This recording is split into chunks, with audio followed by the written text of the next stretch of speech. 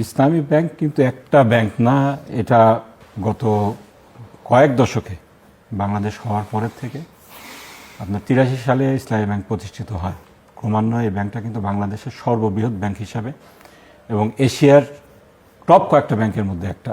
দেখেন, অনেকগুলো কথা আসছে। একটা হলো ইসলামী ব্যাংকের ব্যাপারে বলছেন যে এটা একটা বিশেষ রাজনৈতিক দলের বলে পরিচিত, চাঁদা অনেক কথাই বলেছেন। আসলে দেখেন, ইসলামী ব্যাংক এবং বলছেন অনেক ব্যাংক আছে, শুধু একটা ব্যাংক নিয়ে পড়ে থাকলে তো হবে না, হিসাবে পরিগণিত হয়। এক্ষেত্রে আপনার ওয়ার্ল্ডের যারা স্টেক হোল্ডার ছিল ইন্টারন্যাশনালি, আইডিবি, আল রাজি ফ্যামিলি, কুয়েত ফাইন্যান্স হাউস, কাতারের একটা, তারপরে অনেকেই ছিল, তাদের শেয়ার ছিল কিন্তু মোর দেন 50%। এক্ষেত্রে বলার কোনো সুযোগ নেই যে জামাতের মালিকানাধীন এই ব্যাংকটা ছিল। হ্যাঁ, এক্ষেত্রে যারা ব্যাংকটা পরিচালনা করতেন তাদের মধ্যে আমাদের লোকজন ছিল, এটা অস্বীকার করার কোনো উপায় নেই।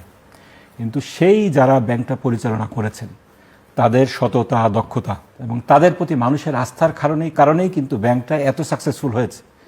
এরকম সাকসেসফুলি রান করা একটা ব্যাংককে এস আলম যেভাবে দখল করে একেবারে শেষ করে দিয়েছে, পত্রিকায় কিন্তু নিউজ হয়েছে, আপনারা দেখেছেন, ধারাবাহিকভাবে নিউজ হয়েছে। এটা বাংলাদেশের জন্য দুর্ভাগ্য, বাংলাদেশের অর্থনীতির জন্য দুর্ভাগ্য। আমি যে ডাটাটা দিলাম আপনাকে তো বললাম, একটা ব্যাংকের একটা সময় যখন যাদেরকে বলছেন জামাত শিবির পরিচালনা করতো, তাদের হাতে যখন এটা ব্যাংকটা পরিচালনার ভার ছিল, তখন মাত্র 4% ঋণখেলাপি ছিল। এখন এস আলমের আন্ডারে এটা চলে গেছে 50%। সেই সময় 400 কোটি টাকার উপরে মুনাফা করছে। ঠিক আছে, বলেন আপনি বাংলাদেশ ইসলামী ব্যাংক জামাতের ব্যাংক, মেনে নিলাম তর্কের খাতিরে, কিন্তু এটা তো অর্থনীতিতে বড় ভূমিকা রেখেছে। যদি বলেন চাঁদাবাজি করেছে, অমুক করেছে, তমুক করেছে, এই চাঁদাবাজি অমুক করলে, দুর্নীতি করলে এই ব্যাংক টিকতো না। পরবর্তীতে এই ব্যাংকের টাকা নিয়ে দুর্নীতি হয়েছে, দলীয়করণ করা হয়েছেই বলে এই ব্যাংকটা ধ্বংস হয়ে গিয়েছে। এখন আপনার কি হয়েছে আমরা দেখলাম, দুঃখজনকভাবে এটার যে চেয়ারম্যান জুবায়ের সাহেবকে পদত্যাগে বাধ্য করা হলো।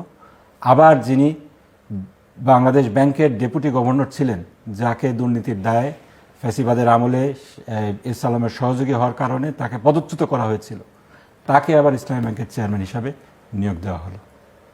এখান থেকে কি সিগন্যাল আমরা পেতে পারি? এক্ষেত্রে ভালো খুব সিগন্যাল কিন্তু আমরা পাচ্ছি না, জনগণও পাচ্ছে না।